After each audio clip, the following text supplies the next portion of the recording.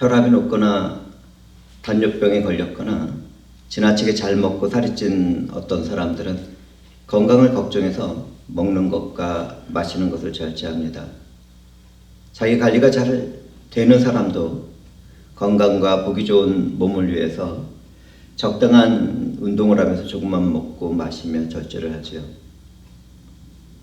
이와는 다르게 어떤 사람들은 자기가 주장하는 것을 알아달라고 단식을 합니다.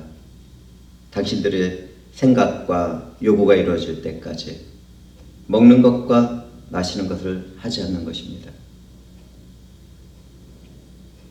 하나님을 믿는 사람들도 먹고 마시는 것을 절제할 때가 있습니다. 우리는 그것을 금식이라고 부릅니다. 신앙생활을 할 때 금식을 하는 것은 하나님 앞에서 자기 자신을 낮추는 태도입니다. 금식을 하는 사람들은 먹는 것을 오랫동안 절제하기도 하지만 특별한 경우에는 마시는 것까지도 절제합니다. 성경에는 금식하는 모습들이 여러 가지 이유로 기록되어 있습니다. 하나님을 믿는 사람들을 회개할 때나 기도할 때 금식을 했습니다. 선지자들이나 지도자들은 하나님의 말씀을 받기 위하여 금식으로 준비되어 있죠. 모세의 율법에는 속죄일을 지키도록 금식 명령을 내리기도 했습니다. 또한 하나님의 징계와 심판의 경고가 주어졌을 때, 그리고 국가적인 재난이나 전쟁이 예상될 때에는 모든 사람들이 금식을 했습니다. 그러나 금식은 국가적인 경우를 제외하고는 개인적인 결정에 의해서 이루어졌습니다. 예수님은 금식을 하는 것에 대하여 언급했지만 종교적인 형식과 외적인 모습으로 금식을 지켜나가던 바리새인들을 책망하셨습니다. 주님은 신랑을 빼앗기는 날이 되면 그때 금식할 것이라고 말씀했습니다. 초대 교회에서는 예수님의 말씀대로 부활 승천하신 주님을 섬기며 금식과 기도를 하는 가운데 중요한 결정을 내리고 사역을 준비했습니다. 종교의 역사에서도 신실한 기독교인들이 매주 수요일과 금요일에 금식을 하며 말씀과 기도로 살아갔다는 기록이 발견됩니다. 그렇다면 오늘날 교회는 어떻습니까? 하나님과의 관계가 깊지 않은 현대 교회에서는 금식과 회개를 선포하는 경우가 거의 없습니다. 금식과 회개의 기도 가운데 하나님 앞으로 나가는 경우를 본다는 것은 희귀한 일이 되어버렸죠. 정말 애통한 일이 아닙니까? 자연재해와 전쟁과 죄로 타락한 이 세대를 살아가는 우리는 주님을 섬기는 가운데 금식과 회개의 기도 생활로 나가야겠습니다.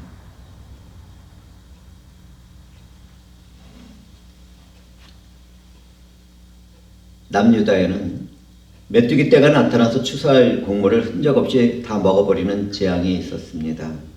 메뚜기 떼는 하나님의 심판을 미리 보여주는 예표였습니다. 하나님의 말씀을 떠나서 죄악을 행하고 미신과 우상 숭배에 빠진 이스라엘은 이방 나라의 침략으로 완전히 멸망될 것이었습니다. 여기서 우리가 알아야 할 것이 있습니다. 하나님이 그분의 백성을 심판하는 것은 멸망을 목적으로 하지 않습니다.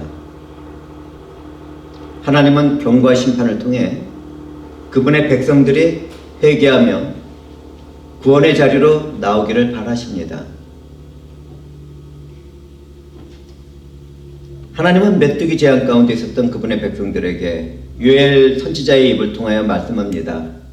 너희는 이제라도 금식하고 울며 애통하고 마음을 다하여 내게로 돌아오라.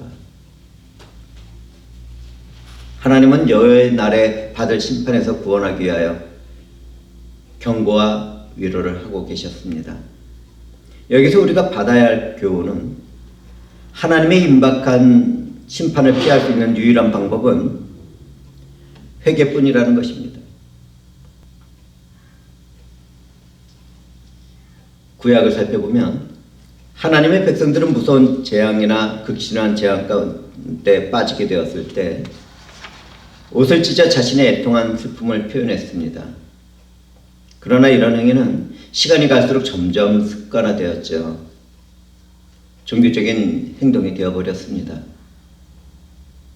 회칠한 무덤과 같고 가면 쓴 얼굴과 같은 거짓되고 습관적인 회개를 남발하는 백성들에게 요엘 선지자는 외칩니다. 너희는 옷을 찢지 말고 마음을 찢고 너희 하나님 여호와께로 돌아올지어다. 이 말씀을 비추어 볼 때 우리들의 마음과 신앙 양심은 어떻습니까? 우리들도 늘 입으로만 습관적으로 회개하고 똑같은 죄 가운데 육체의 삶을 위하여 살아가고 있지는 않습니까? 사랑하는 형제자매들은 성령과 함께 우리의 굳은 마음을 찢어 참된 회개 가운데 하나님으로부터 멀어진 삶을 돌이켜 그분께로 돌아가도록 합시다. 요엘 선지자는 회개하는 사람들을 하나님이 구원할 것이라는 언약을 믿고 확신 가운데 전했습니다. 그에게 계시된 하나님은 은혜와 자비와 오래 참으시는 분이었습니다. 우리는 하나님이 공의와 사랑을 이루시는 분이라는 것을 알아야 합니다. 하나님의 공의는 우리들의 죄악을 미워하고 심판하지만 사랑이신 하나님은 죄인으로 살아가는 우리를 사랑하십니다. 하나님은 그분의 공의와 사랑을 이루기 위하여 그분의 아들 예수 그리스도를 주셨습니다. 하나님은 죄인으로 살아가는 나를 대신하여 예수 그리스도에게 채찍질하시고 면류관을 씌우시고 십자가 위에서 못 박아서 죽여서 심판하셨습니다. 예수 그리스도는 나의 죄와 허물을 대신하여 고통과 죽음을 당하시고 그것을 믿는 나는 죄와 사망의 권세에서 해방된 것입니다. 우리는 이것을 예수 그리스도의 대속의 은혜라고 부릅니다. 우리 주 예수 그리스도는 십자가 위에서 그렇게 하나님의 사랑을 이루시고 하나님의 공의를 완성하셨습니다.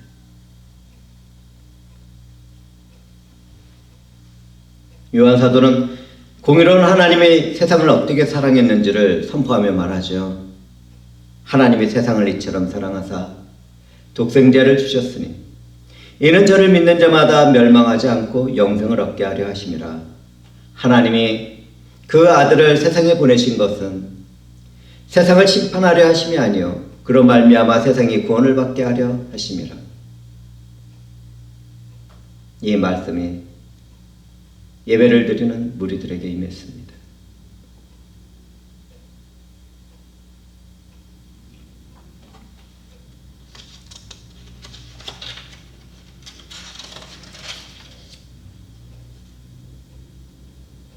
성경을 통하여 우리는 하나님을 회개하는 사람들에게는 그분의 결정한 심판을 행하지 않는다는 사실을 배우게 됩니다.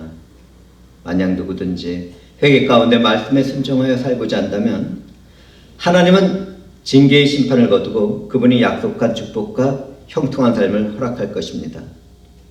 어떤 사람들은 하나님이 마음과 뜻을 돌이킨다고 하니까 하나님도 사람들처럼 마음과 뜻을 바꿉니까? 라고 질문을 합니다.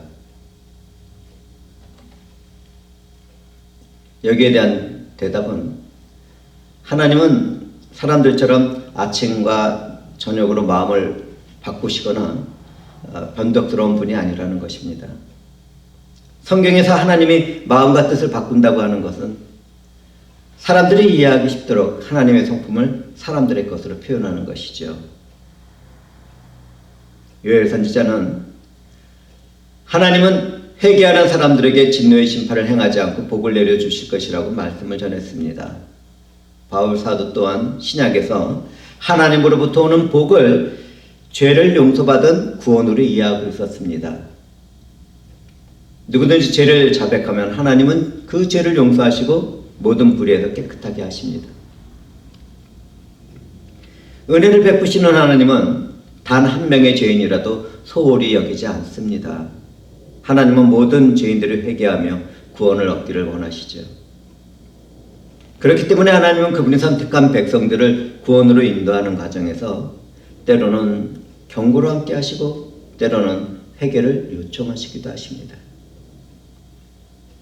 요엘 선지자는 남유다 백성들이 회개를 하게 되었을 때 받게 되는 복에 대하여 세 가지로 묘사합니다.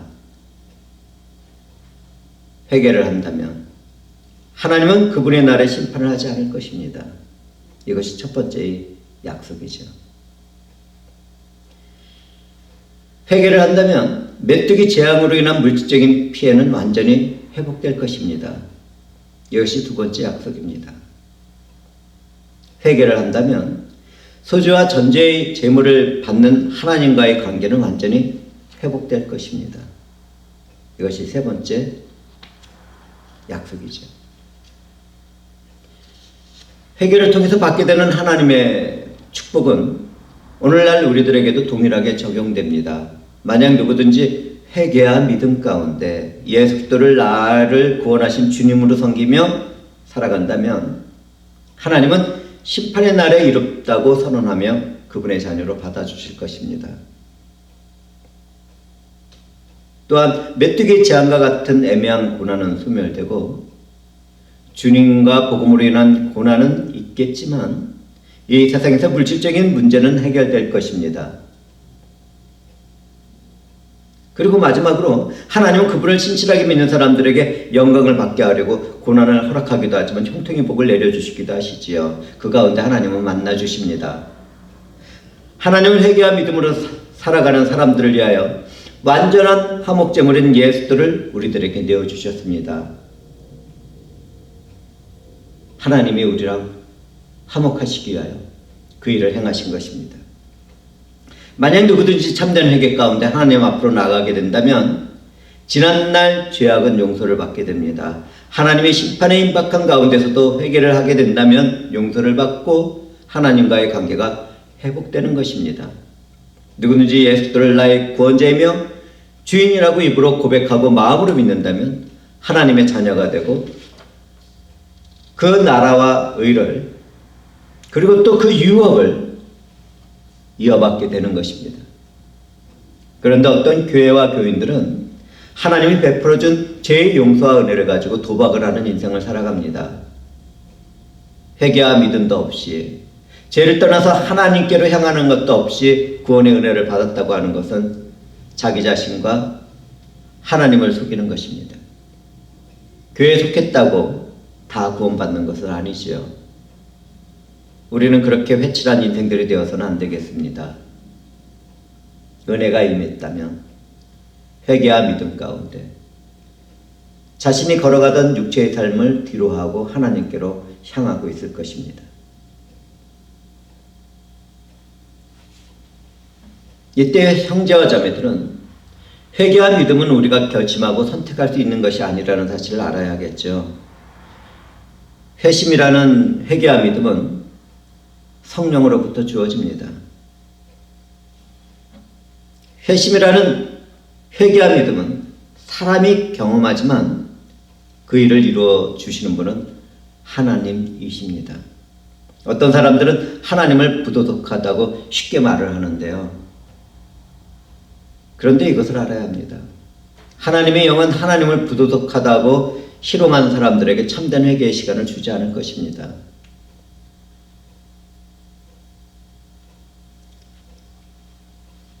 그럼에도 은혜를 구해야 되겠죠. 사랑이신 하나님이 행하시는 그 사랑은 정말 끝도 없으니까요. 저는 복음 가운데 잘못된 믿음을 가지고 살아가는 사람들에게 경고하겠습니다.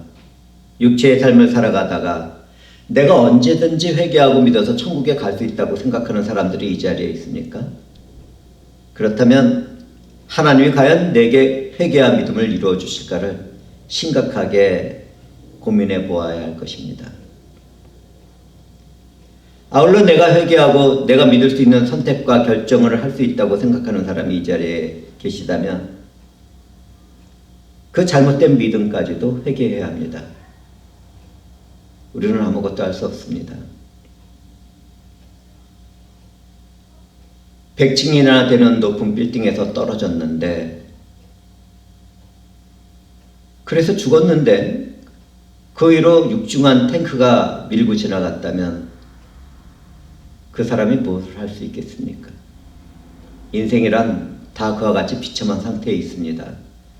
그런 인생을 살리시는 것은 하나님이시죠. 그 은혜를 바라보시기 바랍니다. 하나님의 은혜가 임한 사람들이라면 예수 그리스도의 대속의 은혜에 감사합니다. 그리고 회개와 믿음 가운데 말씀에 순종하는 삶을 살아갑니다. 그리고 거기에 더해서 선한 사랑을 나누고 참고 인내하는 삶을 살아가겠죠.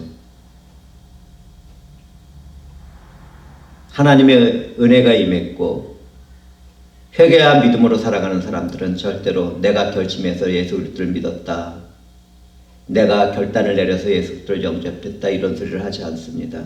그 누구도 할 수 없습니다.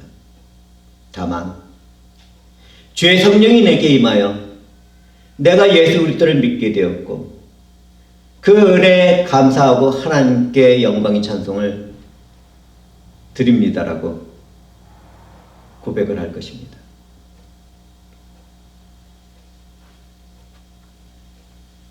요엘 선지자는 너희는 시온에서 나팔을 불어 거룩한 금식일을 정하고 성회를 소집하라고 했습니다.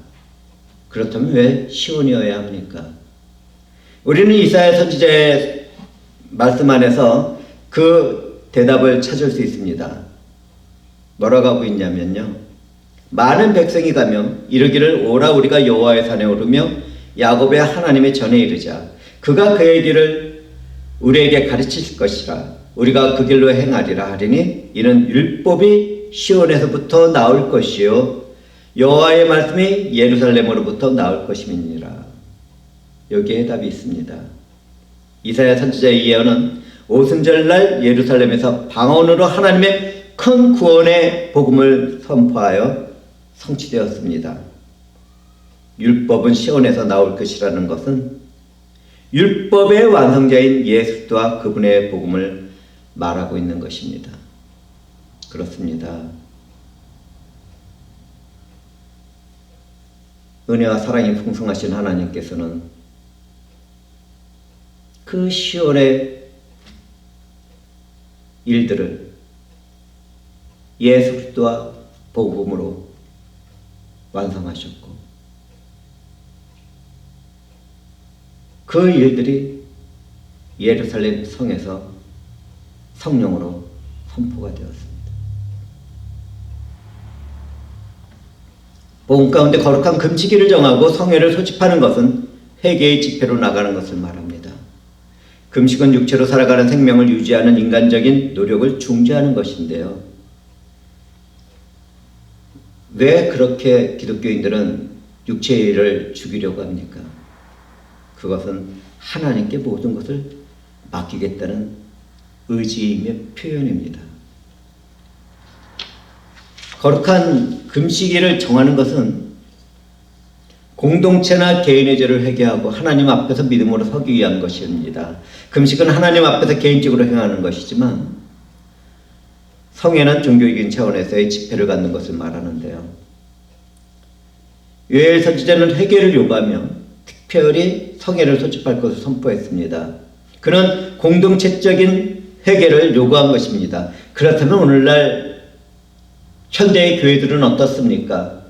그런 회개의 자리가 필요하지 않겠습니까? 오늘날 아무 문제도 없습니까? 오늘날 교회들은 정말 안전합니까? 오늘날 교회의 모습을 살펴보면 주님의 교회에는 사랑이 식어 있습니다. 회개해야 되겠죠.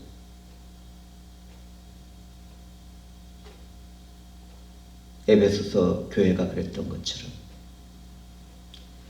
회개해야 하겠죠. 오늘날 교회는 죄로 타락했습니다. 부패와 시기와 교만이 교회 안에 가득합니다.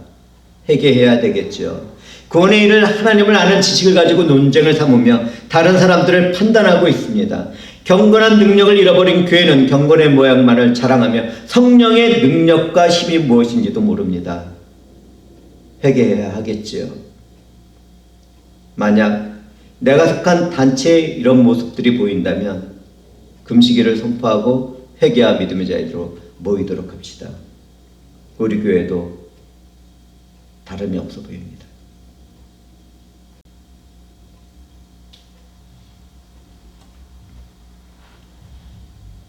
요엘 선지자는 교회 지도자들인 장로들뿐만 아니라 어린아이와 젖먹는 아이들과 신랑과 신부 모두도 참석을 해야 한다고 선포하고 있습니다.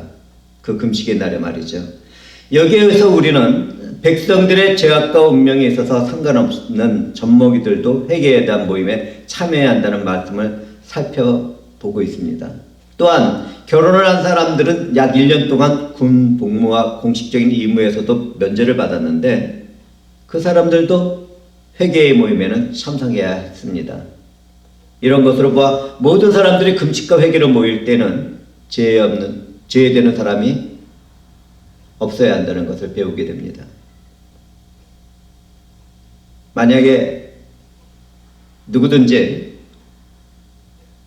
성회의 집회로 모이는 회개가 선포되었다면 성도들은 무조건 참여하도록 합시다.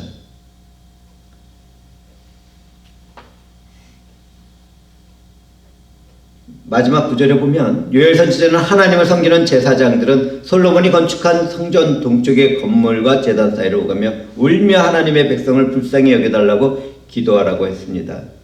주님의 기업을 욕되게 하여 이방인들이 다스리지 못하게 해달라는 것과 이방인들이 하나님을 조롱하지 말게 해달라고 기도하라고 명령을 하고 있었습니다. 제사장들은 하나님의 공의를 구해야 했으며 하나님의 언약에 있는 백성들을 보존할 것을 강구해야 했습니다. 질병과 재난과 전쟁에 속한 오늘날 우리들도 같은 심령 가운데 회개의 자리에서 하나님 선택한 우리들을 불쌍히 여겨달라고 애통한 기도를 드려야겠습니다. 이 땅에서 하나님의 자녀가 된 우리들이 하나님 나라의 유업을 욕되게 하는 삶을 살지 않게 해달라고 간구를 해야겠습니다. 믿지 않는 불신자들이 우리들의 잘못된 말과 행동을 지켜보다가 하나님을 멸시하고 조롱하지 않도록 간구를 해야 하겠습니다. 질병과 재난과 전쟁이 끊이지 않는 이 종말의 세대를 하나님께서 은혜 가운데 구원해 주시기를 울며 회개해야 하겠습니다. 성도들이여 일어나서 회개의 자리로 나가도록 합시다.